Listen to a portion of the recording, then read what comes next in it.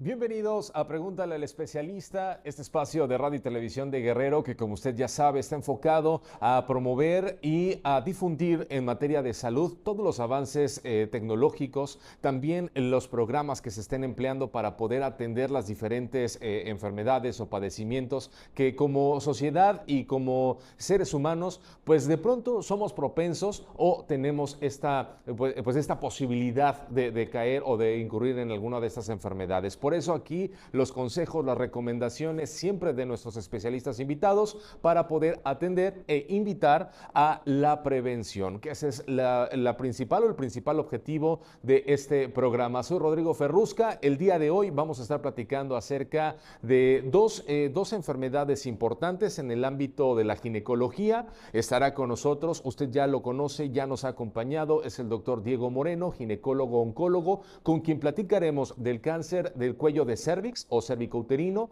y de cáncer de ovario. Temas que también, gracias a sus comentarios, tenemos ahí algunas preguntas que se han quedado pendientes y que hoy estaremos compartiendo. Regresamos ya a nuestro formato original. Esto es Pregúntale al Especialista. El día de hoy, cáncer cervicouterino y cáncer de ovario. Bienvenidos. El cáncer del cuello del útero, también conocido como cáncer de cérvix o cáncer cervicouterino, es una proliferación de células cancerosas originadas en la parte inferior del cuello del útero, justo en el punto en donde conecta con la vagina. Estas células malas, por lo general, al crecer, forman una masa llamada tumor, invaden y destruyen los tejidos sanos y con el tiempo se desprenden y diseminan a otras partes del cuerpo. El cáncer del cuello del útero se divide en diferentes tipos según el tipo de célula donde se originó.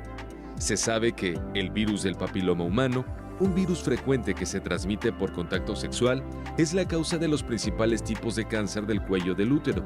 En la mayoría de las personas, el virus nunca causa problemas, incluso suele desaparecer por sí solo. Sin embargo, en otras tantas más, el virus puede causar cambios en las células antes mencionadas y derivar en un cáncer. Cuando se produce un cáncer de cérvix, cervicouterino o del cuello del útero, suele tratarse con cirugía, medicamentos para destruir las células cancerosas como quimioterapia y terapia dirigida, radioterapia con haces de energía potentes y en ocasiones una combinación de radiación con dosis bajas de quimioterapia.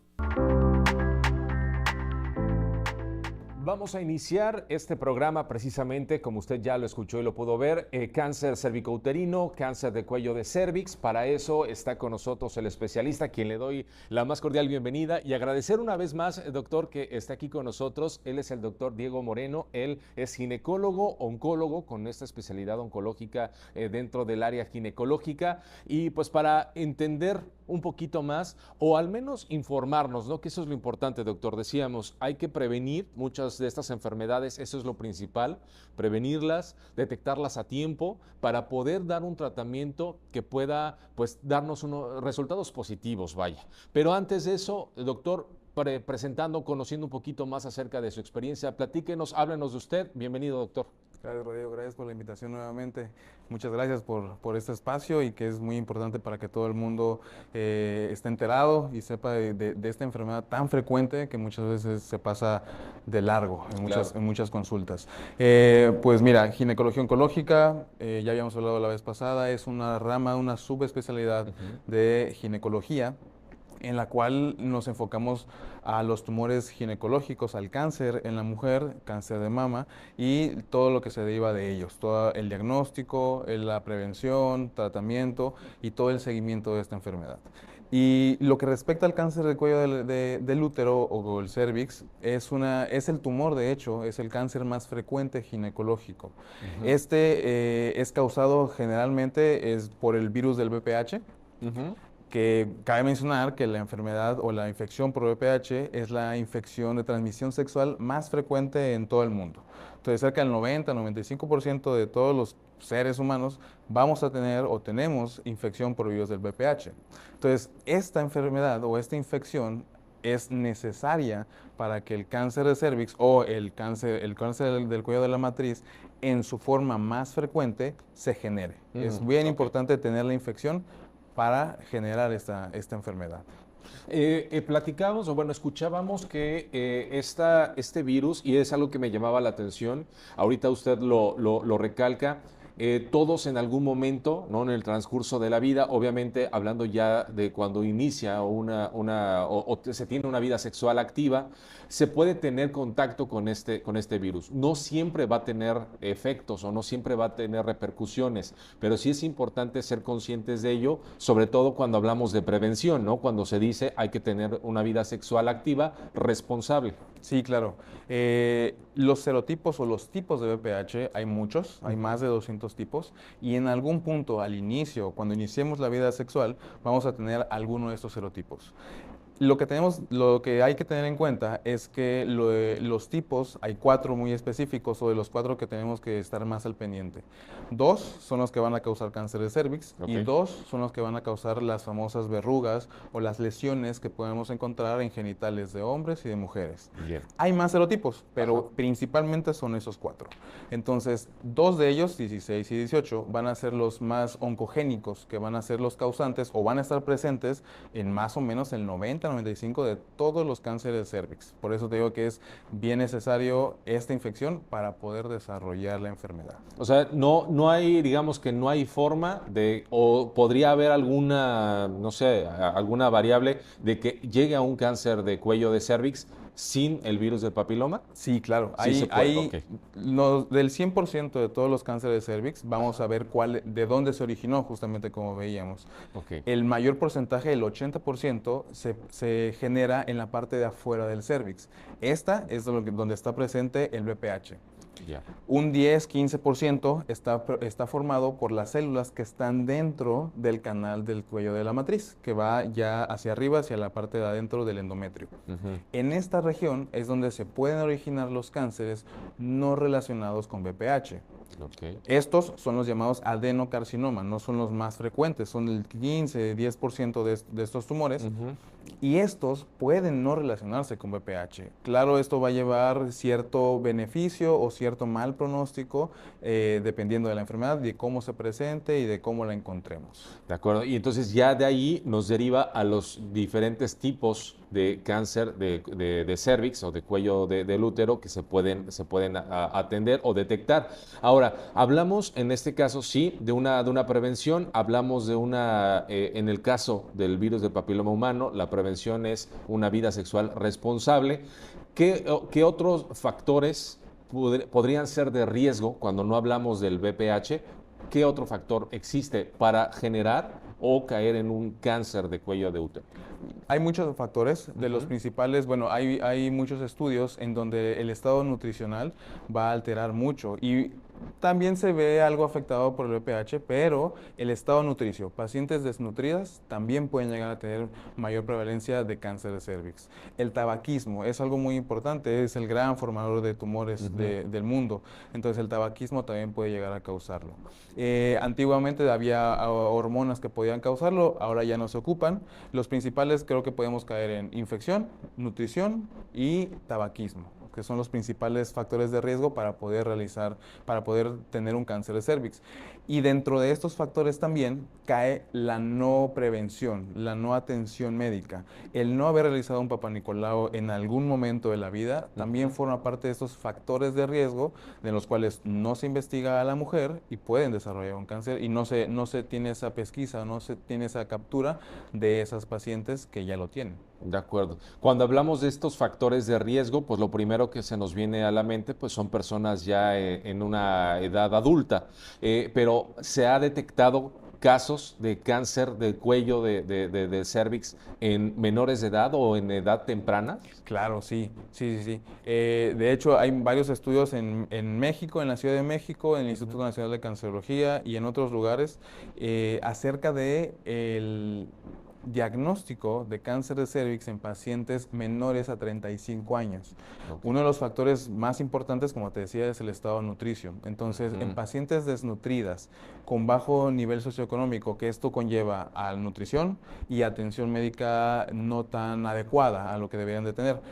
Y entonces, al no tener ese acceso a la salud, puede haber desarrollado cáncer de cervix en etapas clínicas tempranas. Ha habido casos, son muy extraordinarios, pero sí hay casos en pacientes menores de edad, pero claramente son pacientes con diagnóstico de cáncer de cervix no relacionado con BPH, que son el mínimo, son un porcentaje muy bajito, pero sí existe y sí puede existe. pasar. Sí. De acuerdo. Hemos a lo largo de los últimos años, justamente pues buscando disminuir los casos o incluso ir preveniendo el BPH, la vacuna, ¿no? Hay una vacuna que incluso ya se ha estado implementando o se ha estado aplicando ya desde hace un par de años. Esta vacuna, ¿cuál sería digamos, cuál es su razón o cuál es el efecto de esta vacuna y por qué es importante que sí se aplique la vacuna del virus del papiloma humano? Sí, bueno, la vacuna es como tal nos va a proteger de una infección a la que no hemos estado expuestos. Entonces, esta idealmente tiene que aplicarse en niños y niñas. Lo principal se busca que sean en niñas porque es donde más se presenta la infección y el cáncer de cervix. Lo digo esto porque también en hombres puede causar cáncer de pene, el BPH. Entonces, es en porcentaje más bajo. Exacto, exacto. Ahorita. Pero en niñas que no han tenido relaciones sexuales, por lo regular en secundaria, menores a 11 años, 12 años, es cuando se aplica el esquema completo de vacunas. Entonces, en este momento de la vida, se piensa que las pacientes no han tenido inicio de vida sexual y por lo tanto van a cubrirnos contra estos 4 serotipos que ya hemos visto y vamos a evitar cáncer de cervix y la formación de verrugas. Es importante tenerla y aplicarla a todas nuestras pacientes, nuestras niñas que no han tenido relaciones sexuales, pero también tenemos una brecha grande en pacientes que ya iniciaron vida sexual, en las que también se pueden utilizar. No estamos, digo, igual en la misma protección que las niñas, pero sí tenemos una protección importante. Y sobre todo ahorita lo que mencionaba es importante y a veces pareciera risorio, ¿no? Cuando decimos que, bueno, niños y niñas, pero es importante, sí, hablamos hoy del cáncer del cuello del cervix o del útero, pero también esta parte de que puede generar una enfermedad, el BPH en el hombre como cáncer de pene, es importante tenerlo presente. Doctor, vamos a hacer la primera pausa. Estamos hablando de cáncer de cuello de útero. Más adelante estaremos hablando también de cáncer de ovario. Nuestro especialista invitado es el doctor Diego Moreno, ginecólogo obstetra, especialista o con la subespecialidad en oncología ginecológica. Ya regresamos. Esto es Pregúntale al especialista.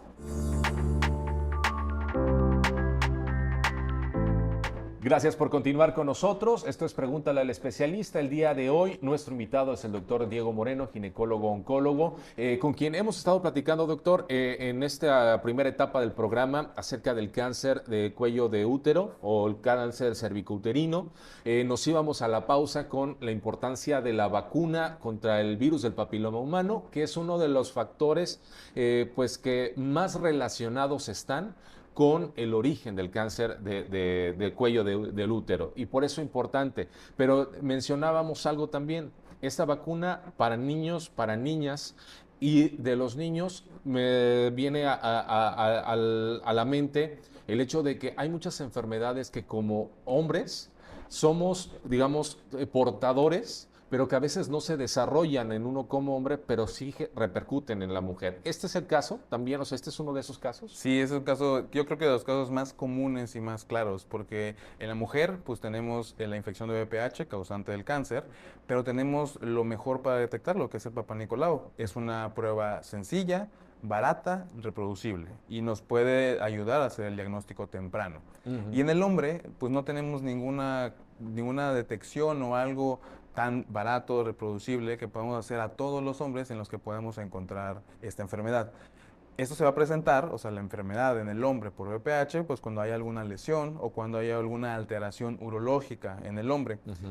Sí puede producir cáncer de pene, es un porcentaje muy bajo. El cáncer de pene es un cáncer no tan frecuente, pero también bien establecido que el origen está en la infección de VPH. Ok, entonces es importante y dejar en claro esa recomendación, porque pues obviamente también cuando se escuche de estas campañas de la aplicación de la vacuna del VPH, pues bueno, es importante pensar sí en las niñas, pero pues también en los niños. Doctor, como este programa, su nombre lo dice, pregunta al especialista, tenemos algunas preguntas relacionadas al tema que nos ha estado llegando a hacer el auditorio y que me gustaría poderlas compartir y pues tratar de darle respuesta.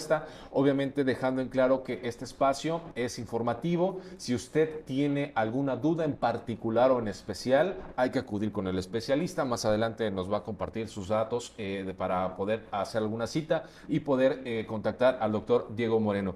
Doctor, dice por acá, bueno, de causas, factores de riesgo y de prevención. Ya hablamos un poquito de las causas y los factores de riesgo, pero en tema de prevención, ¿qué sería lo mejor para prevenir un cáncer cervicuterino? Para la prevención, lo mejor sería la aplicación de vacuna. Y esto va dirigido a mamás y mujeres jóvenes, porque lo ideal se busca es que las niñas estén vacunadas para en un futuro prevenirlo. Esa sería la prevención. La vacuna sería lo ideal. Las mujeres jóvenes también, que aunque hayan iniciado vida sexual, se puede utilizar la vacuna, o incluso con algunos diagnósticos que ya se pueden hacer durante los chequeos ginecológicos. Aplicar la vacuna se ha visto que mejora el pronóstico o el desarrollo o la curación de estas enfermedades. Entonces, prevenir, vacuna 100%. La buena o la educación sexual acerca de la protección, el uso de preservativo, que nos disminuye bastante la posibilidad de una infección por VPH, claro. Pero al final, para prevenir, la vacuna. Esa es la mejor manera. Esa sería la mejor manera. Muy bien. Dice por acá, ¿cómo se logra la detección y generar un diagnóstico cuando hablamos de cáncer del cuello del útero? Aquí es donde vamos con cuando iniciamos la visita al ginecólogo. Idealmente, pues cuando cumplimos la mayoría de edad o cuando se inician las vidas sexuales, la vida sexual. El inicio de los chequeos ginecológicos es en esta etapa. El Papá Nicolau, como ya decíamos, es una prueba sencilla, barata y que la podemos hacer a todas las pacientes. Entonces, la forma de detectar en estadios tempranos o algunas situaciones precancerosas es con el Papá Nicolau. No hay otra forma mejor. El Papá Nicolau siempre va acompañado o debería ir acompañado, depende de los resultados, de la colposcopía. Y depende de la edad, es cuando podemos hacer la determinación de si existe o no virus de VPH, porque también hay pruebas, como la prueba de PCR para ver el virus de VPH, que ya esté presente. Esto obviamente tiene sus indicaciones, no es para todas las mujeres en todas las edades, tiene sus ciertas indicaciones específicamente, pero Papá Nicolau, colposcopía y una exploración ginecológica es lo ideal para poder detectar en estadios tempranos esta enfermedad. Doctor, quizás en estos tiempos la información pues está en la palma de la mano, ¿no? Pero si tuviéramos que decirle a quien nos está viendo en qué consiste el Papá Nicolau, ¿qué es lo que podemos decirle? ¿De qué se trata esta prueba? Esta prueba se hace en consultorio.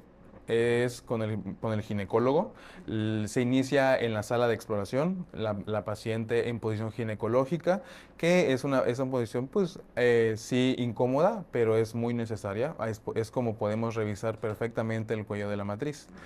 Esto se utiliza un espejo, podemos ver en su totalidad todo el cervix y lo que hacemos es recoger un barrido de células. No se corta, puede haber cierto manchado, pero no es una intervención que cause algún dolor en específico o que cause algún daño. Simplemente es tomar estas células de encima del cuello de la matriz, una muestra de la parte del conducto, que habíamos dicho que es el conducto hacia el útero, y estas se ponen en una laminilla y se mandan al patólogo para que el patólogo, que es el especialista, pueda verlos al microscopio y nos digan cómo están esas células. Y si esas células tienen algún cambio y que nos hagan pensar en que algo esté pasando.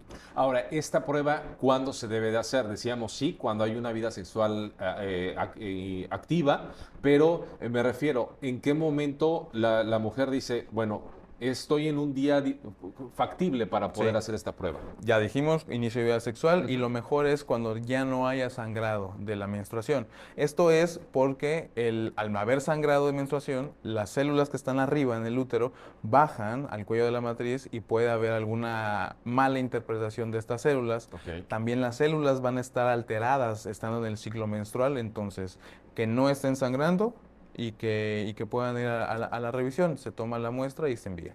Digo, y le pregunto porque estamos sí hablando del cáncer del cuello del útero, pero también cuando hablamos de la prevención, pues bueno, es importante que sepan en qué momento pueden acudir con el especialista para estas revisiones. Tenemos más preguntas, dice por acá. ¿Cómo entender los resultados de las pruebas del BPH y del Papá Nicolau?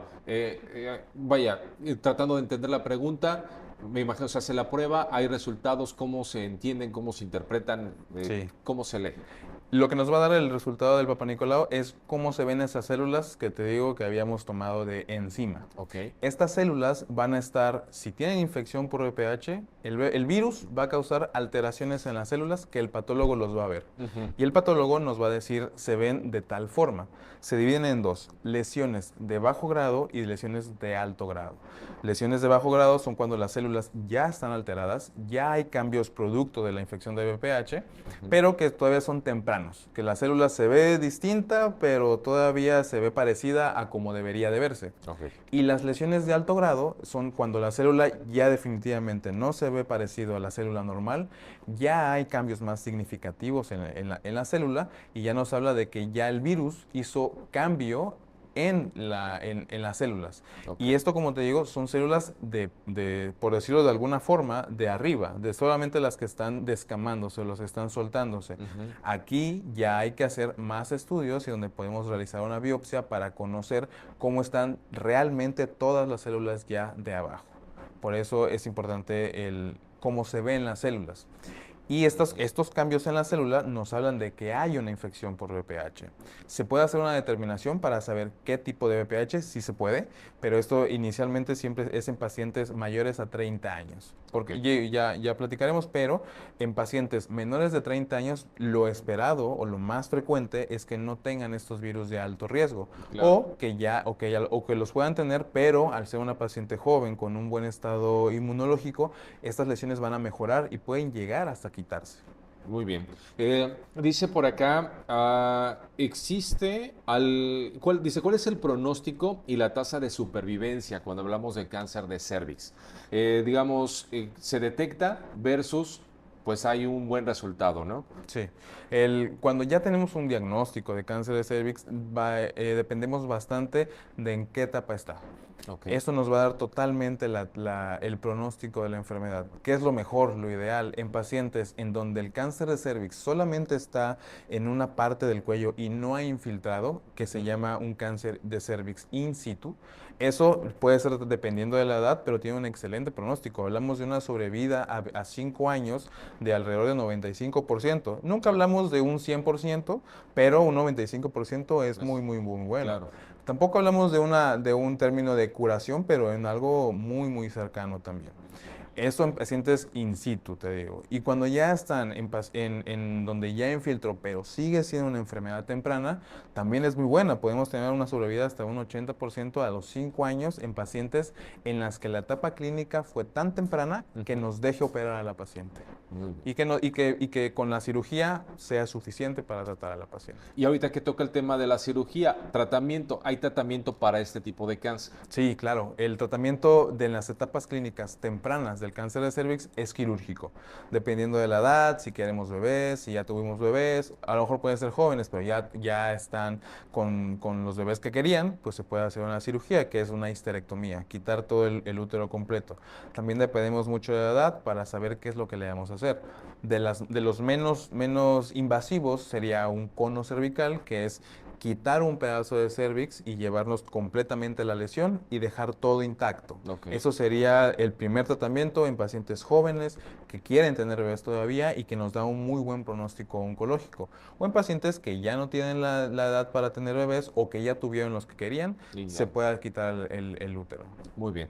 Doctor, vamos a hacer otra pausa. Estamos hablando de cáncer de cuello del útero. Viene también ya el tema de cáncer de ovario. También hay varias preguntas que tenemos de referente a ello. Por lo pronto, doctor, es el doctor Diego Moreno, ginecólogo oncólogo, quien nos acompaña en esta noche. Hacemos una pausa, es muy breve. Esto es Pregúntale al Especialista. Volvemos.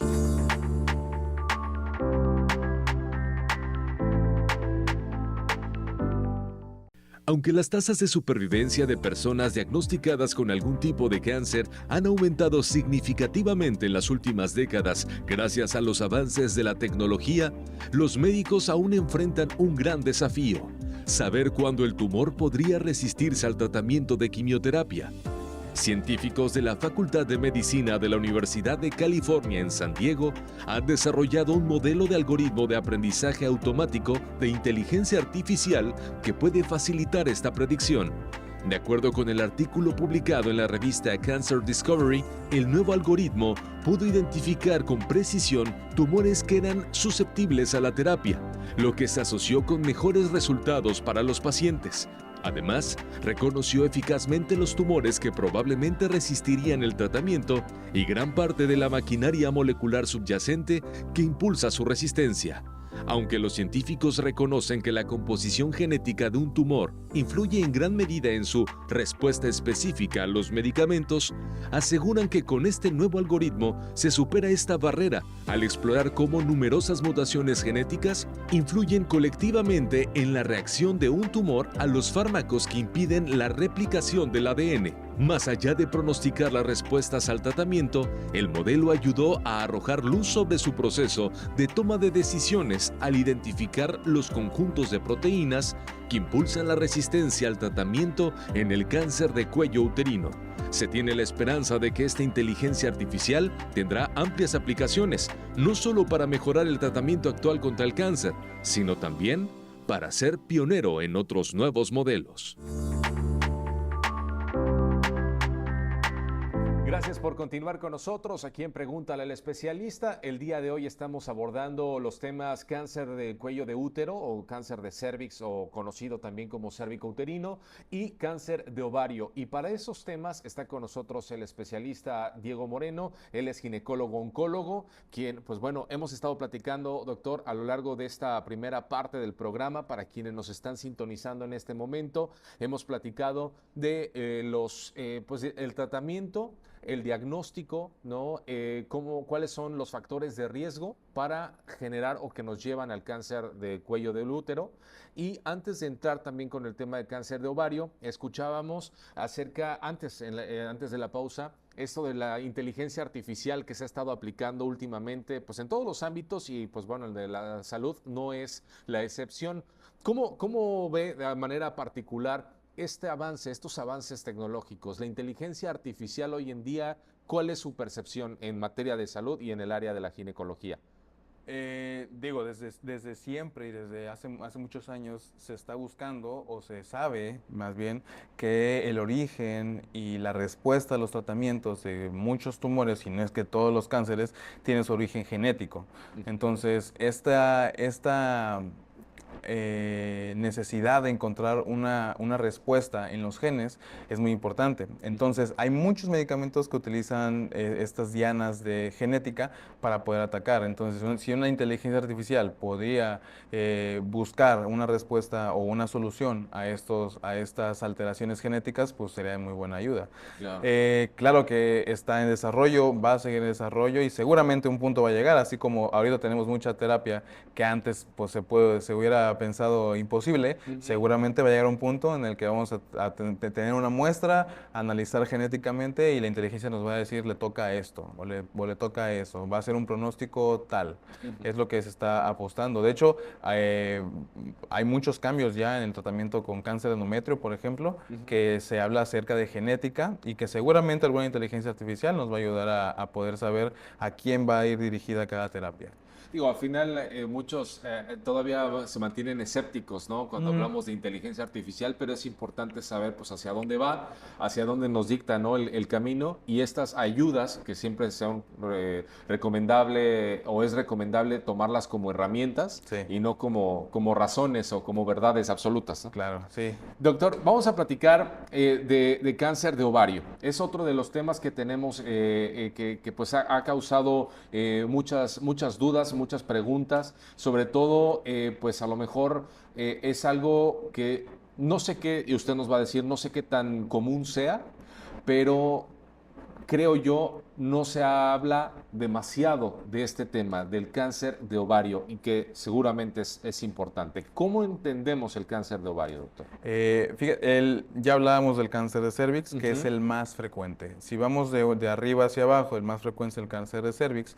Hacia abajo, el cáncer de ovario lo encontramos en un cuarto lugar. Okay. Esto en los lugares, en los cánceres ginecológicos.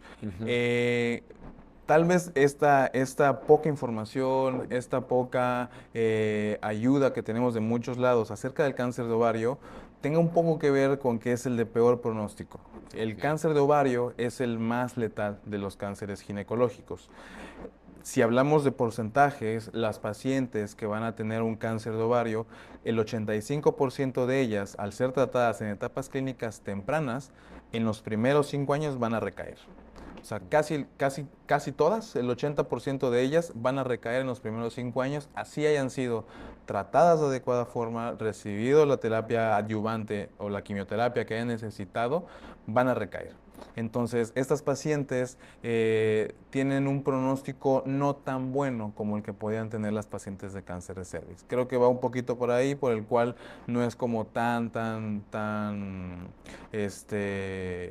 a la mano la información, y también porque no tenemos nada que nos ayude, como el Papa Nicolau en el cáncer de cervix, no hay nada que nos ayude en el cáncer de ovario a prevenirlo, detectarlo a tiempo, porque es silencioso. Cuando lo detectamos es cuando ya tenemos alguna alteración y que esta alteración está causada por un tumor que ya está avanzado. Por eso es que es tan complejo y tan de mal pronóstico el cáncer de ovario.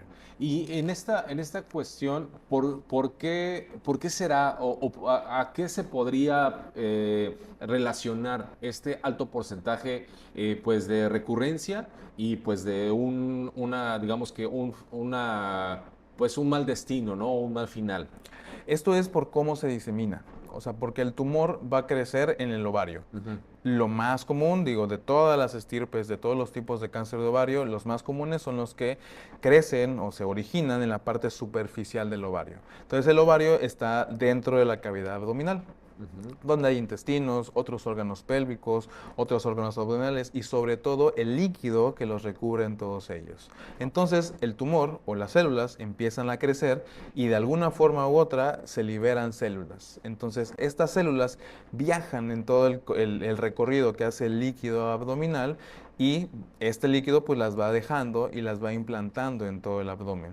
Entonces, sí, el origen es el ovario y el tumor crece en el ovario, pero hay células en todo el abdomen. Entonces, aunque lo encontremos ahí, muy probablemente las células ya están en algún otro lado del abdomen, y por eso es que es tan rápido esta diseminación. Okay. Y por eso la recurrencia, porque si bien ya no va a ser nuevamente cáncer de ovario, pero va a ser cáncer en otra parte. En otra parte que nació en el cáncer de ovario y que llegó allá. Pero también la célula, el origen, la estirpe histológica, esas células que no tienen un control de crecimiento, que tienen una mal respuesta al tratamiento de quimioterapia, le va a dar un buen ambiente a la célula para que pueda crecer, crear tumores e infiltrar a otros órganos. Eso es lo más importante también.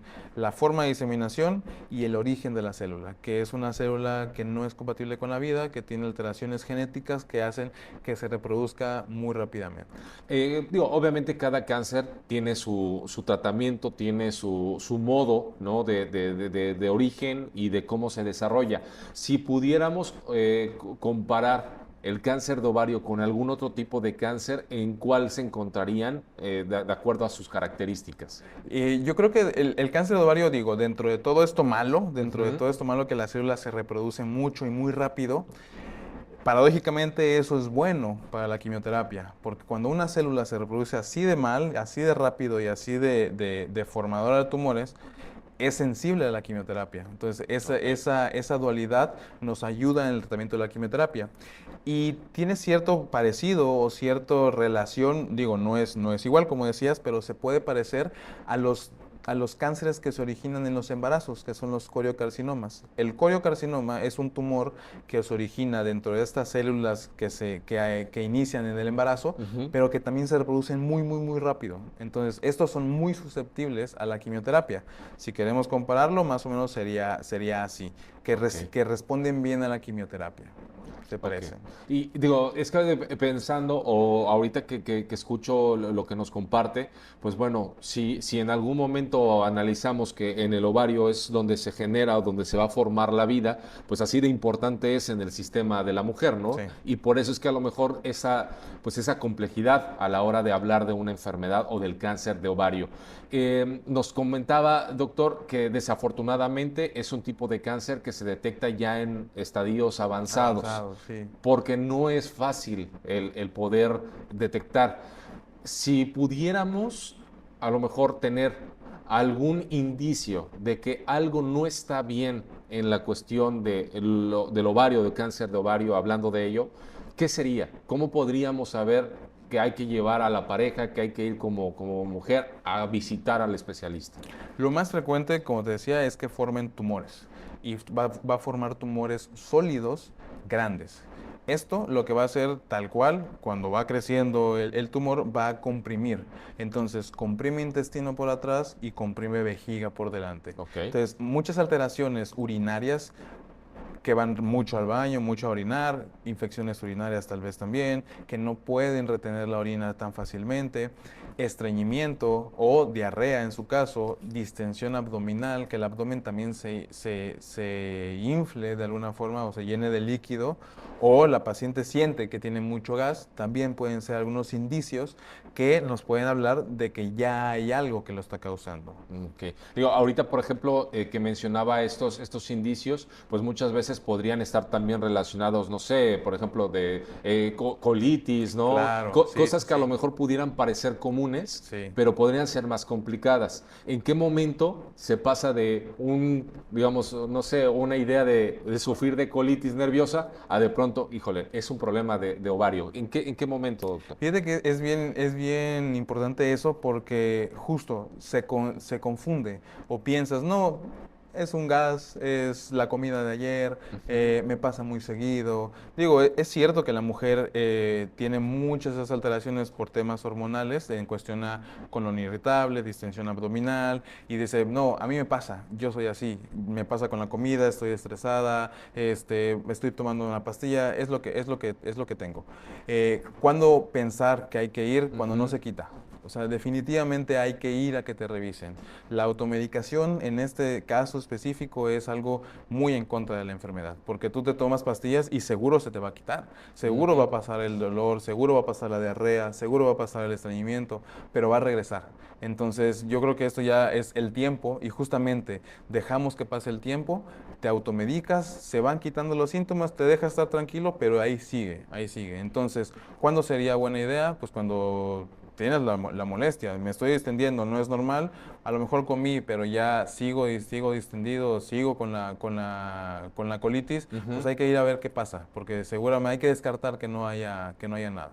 A veces uno dice, híjole, es que para qué voy y capaz de que atraigo y que es algo más difícil, ¿no? O es algo más peligroso, mejor no voy. ¿La parte genética tiene que ver aquí? ¿La herencia genética también? Sí, o sea, sí, claro. Nos salimos un poquito de eso, pero también las pacientes con alta probabilidad o alta predisposición genética a cáncer de mama, que es el cáncer más frecuente en mujer, también tienen disposición a cáncer de ovario. Okay. Los genes alterados en el cáncer de mama siempre, o bueno, en el 85%, nos van a causar también cáncer de ovario. Entonces, sí tiene origen genético también. Okay. Tiene origen en las células del ovario, que es donde están las células, donde se hace todo, donde nacen los óvulos.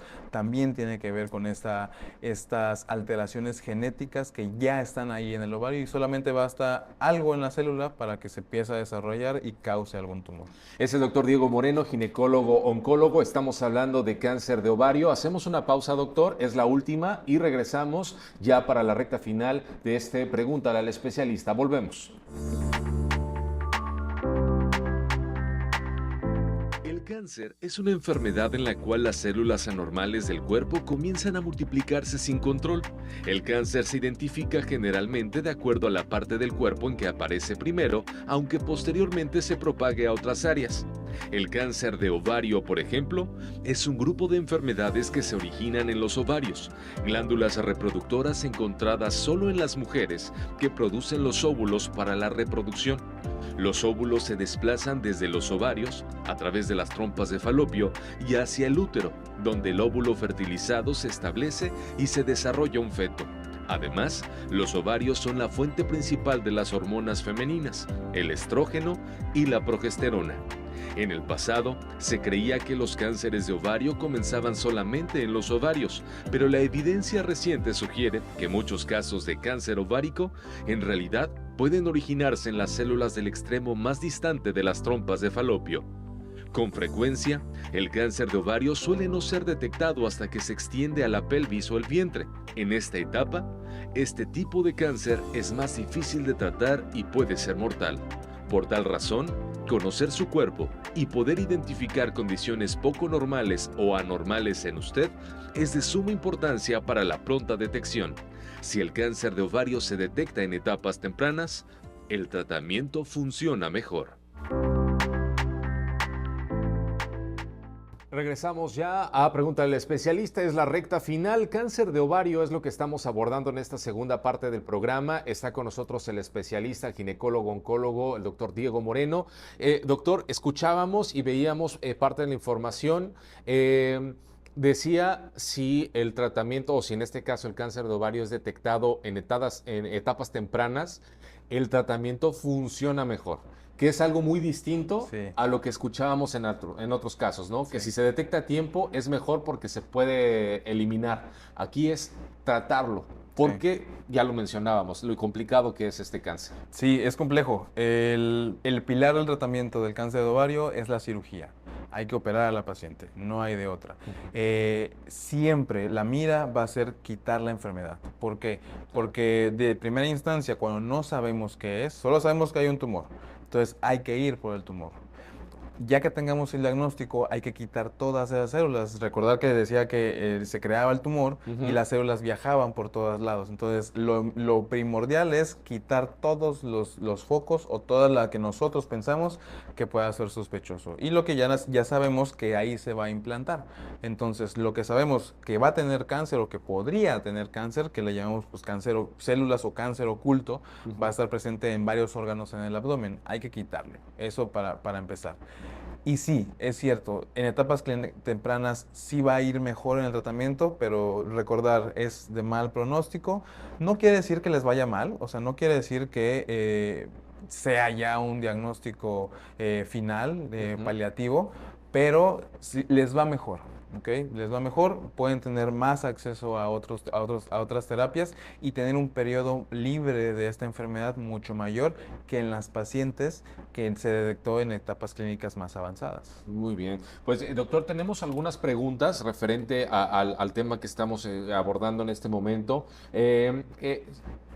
En el cáncer cervicouterino decíamos que hay diferentes tipos dependiendo de dónde se origina. ¿En el cáncer de ovario es lo mismo? Sí. ¿También hay diferentes tipos? Es igual, hay varios.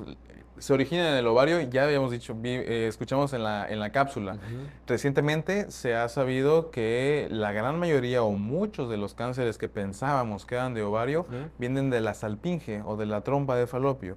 De ahí viene, que es un lugar que está juntito al ovario, que puede llegar a ser susceptible a más cambios celulares y que al parecer un gran porcentaje de las pacientes que creíamos que eran cáncer de ovario es cáncer de salpinge. Digo esto para saber del origen. Al final la enfermedad sigue siendo muy igual y tiene los mismos pronósticos. Pero ya sabemos y tenemos, por ejemplo, una herramienta en quitando las salpinges disminuimos también el riesgo que a lo mejor se pueda crear un cáncer sin necesidad de quitar el ovario. Entonces, eso nos da una buena herramienta extra, aparte, para prevenirlo. Y sí, se originan de varios lados. Hay 4 lados específicos. Una, de la parte superficial del ovario, de las células de encima, digamos. De las células de donde se originó todo, se llaman células germinales, también vienen cánceres de ovario de ahí. El tejido que lo une todo dentro del ovario también viene de ahí, que son los cordones sexuales o del estroma. Y una clasificación que no es realmente un cáncer de ovario, pero funciona parecido, que son los metastásicos. O sea, que están originados en algún otro lado, pero que nosotros lo encontramos en el ovario. Entonces, también está en la clasificación, aunque no es del ovario, pero ahí lo encontramos. Muy bien. Dice por acá, pues bueno, ¿cuáles son los síntomas del cáncer de ovario? Ya platicábamos que es algo difícil a veces el poder de detectar. Escuchábamos también que, pues bueno, al ser de ovario, lo que son los estrógenos, ¿no? O en este caso las hormonas de la mujer, a lo mejor que se disparen este tipo de hormonas, ¿también podría ser indicio de que algo está mal en los ovarios? En las pacientes jóvenes podemos llegar a tener alguna determinación de algunas sustancias que están en el ovario que nos diga que algo está pasando. Pero también si nos apegamos a lo más frecuente, que son los tumores epiteliales, que son los más frecuentes, casi siempre se presentan en pacientes posmenopáusicas, en pacientes mayores de 50 años, de 50 a 70 años, es el mayor grueso en el que se va a presentar este cáncer de ovario epitelial más frecuente. En etapas más tempranas de la vida sí que puede haber elevación hormonales, y nos habla también de cáncer de ovario, pero en pacientes más tempranas y en pacientes que también dentro de todo el cáncer de ovario tienen un pronóstico distinto que las pacientes posmenopáusicas. Te decía de las células germinales, que esos cánceres son los que se presentan en las pacientes más jóvenes y que tienen mucho mejor respuesta a la quimioterapia, y que también podemos hablar de que les va muy bien. Y hablamos de una curación, bueno, no hablamos de una curación, pero una respuesta 90%, 95% de ese tipo específico de tumores en pacientes jóvenes. Muy bien. Germinales, recuérdame, es cuando es de la célula, o sea, es en donde se genera todo. Exacto. Ok, muy bien. Ahora, ya que hablábamos hace unos minutitos, ¿hay algún tratamiento o qué tratamientos existen para el cáncer de ovario? Además de la cirugía, que ya nos La cirugía es nuestro pilar. Después de la cirugía ocupamos la quimioterapia. Seguimos en actualmente la quimioterapia se trata de ir un poquito alejándonos de la quimioterapia debido a sus efectos adversos. Son medicamentos muy tóxicos, son drogas muy tóxicas con muchos estragos en la paciente en el estilo de vida. Pero ovario sigue siendo ese cáncer que reacciona bien a la quimioterapia, les va bien en la quimioterapia, son efectos adversos o toxicidades tolerables dentro de cierta medida. Y que seguimos utilizando la quimioterapia. Dentro de esta quimioterapia hay otros medicamentos que no son específicamente quimioterapia, pero que también nos ayuda a poder dar un tratamiento extra, que siguen siendo medicamentos. Y al contrario de muchos tumores, como en la mama, como en el cáncer de cérvix, la radioterapia son cosas muy, muy, muy específicas y raras en que cáncer de ovario utilicemos radioterapia. No es un tratamiento que se utilice de forma rutinaria en el ovario como en otras enfermedades. O sea, es medicamento, quimioterapia todavía cirugía. Son como que Esos son nuestras mejores armas para el ovario. Muy bien. Dice por acá, ¿qué puedo hacer para reducir el riesgo del cáncer de ovario? Definitivamente para el cáncer de ovario en los tipos más frecuentes, que es el epitelial, para que nosotros lo reduzcamos el riesgo, no existe mucho. Es un tumor que va a salir, que va a nacer, que viene de origen genético, que viene del comportamiento de la célula, y algo que podamos hacer pues solamente es ir a nuestros chequeos, nuestras revisiones. Hay ciertas cosas que se pueden hacer para poder detectar que algo esté pasando, pero son en pacientes bien específicas, y que saber que no estamos haciendo un tamizaje tal cual como el Papá Nicolau. Simplemente que sí hay cosas que podemos echar mano, pero que no nos va a decir, sí, esto lo vamos a hacer para detectar cáncer de ovario. Pero no hay mucho que podamos hacer. Llevar una vida sana, ir a nuestros chequeos y estar al pendiente de eso. Esa, a diferencia del cáncer de cuello del útero, no está relacionado con una vida sexual activa. No. No es una cuestión de que, pues ya empecé, voy a checarme, ¿no? Uh-huh. O sea, le pregunto sobre todo porque pensando en que a lo mejor llega de pronto la mamá, ¿no? Llega con su hija o llega con la amiga, oiga, doctor, hágame un ultrasonido porque creo que tengo cáncer de ovario. O sea, a lo mejor son cosas que de pronto no se nos vienen a la mente o quizás de pronto de todo lo que leemos ya se va con esa idea. Ajá. ¿Se puede o sirven este tipo de herramientas, ultrasonidos, cosas así? Se puede, pero no es, como decíamos, tiene que ser, para que sea un tamizaje, tiene que ser una prueba reproducible, barata y que le podamos hacer a todo el mundo. Entonces, no es tan fácil hacerle un ultrasonido adecuadamente a una paciente por un dolor pélvico. Necesitamos un especialista que haga el ultrasonido, necesitamos un buen aparato, un lugar donde hacer el ultrasonido y quien lo interprete. Quien interprete lo que el radiólogo nos va a decir. Claro. Entonces, no es algo tan fácil. Sí se puede hacer. Sí puedes ir al especialista, decirle que quieres este chequeo especial para el cáncer ovario, a lo mejor porque tuviste una tía, porque tu mamá tiene cáncer de mama, tu hermana tiene cáncer de mama, o a tu hermana le diagnosticaron cáncer de ovario y quieres ver si tienes algo. Claro que hay mucho que podemos hacer, desde ultrasonidos, revisiones ginecológicas, revisiones físicas y también algunas determinaciones en sangre que nos pueden ir orientando y nos pueden dar cierto riesgo de que haya algo en el ovario. Pues, doctor, pues estamos ya cerrando este espacio, cerrando este programa. Muchas gracias de antemano.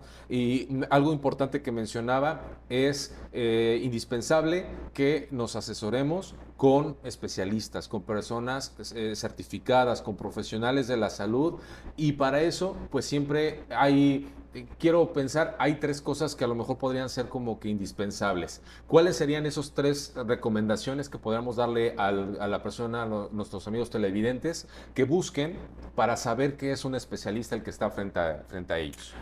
Principalmente una, que tenga cédula, que tenga una cédula expedida por la SEP, por un órgano gubernamental avalado, los títulos universitarios y sobre todo también la certificación de los colegios nacionales que tenemos en el país y que avalen que estés realizando o que realizaste una especialidad y una subespecialidad.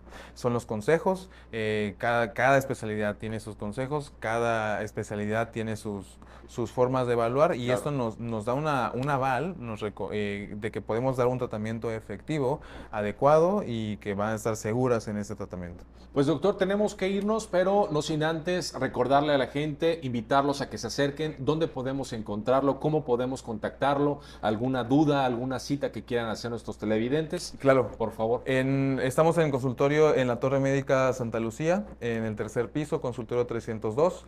En redes sociales también estamos, Dr. Moreno Loaesa, ahí podemos encontrar mensaje, cualquier duda y agendando a los números. Que también ahí ahí podemos encontrar todos los números para poder hacer la cita. Pues, doctor, muchas gracias. Es el doctor Diego Moreno Loaesa. Gracias por acompañarnos, gracias por aceptar la invitación y pues esperando que usted ahí en casa, si este programa le surge de interés, lo comparta a través de las redes sociales, lo comparta con sus familiares, con sus amigos. Si tiene alguna duda, acérquese al especialista. A nombre de todos los que hacen posible este programa, soy Rodrigo Ferrusca. Muchas gracias. Nos vemos en la próxima.